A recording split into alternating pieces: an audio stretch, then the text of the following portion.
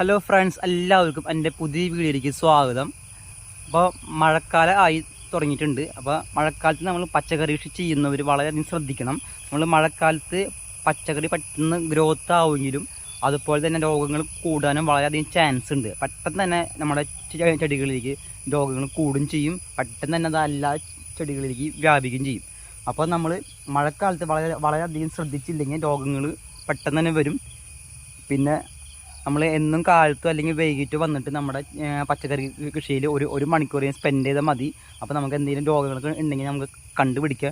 ഏറ്റവും കൂടുതൽ രോഗങ്ങൾ വരുന്നത് ചെടിയുടെ ഇലയുടെ അടിവശത്തായിട്ടാണ് മിക്കപ്പോഴും കാണുന്നത്. പുഴുക്കളി ആയാലും പിന്നെ മറ്റെന്ത് രോഗങ്ങളായാലും.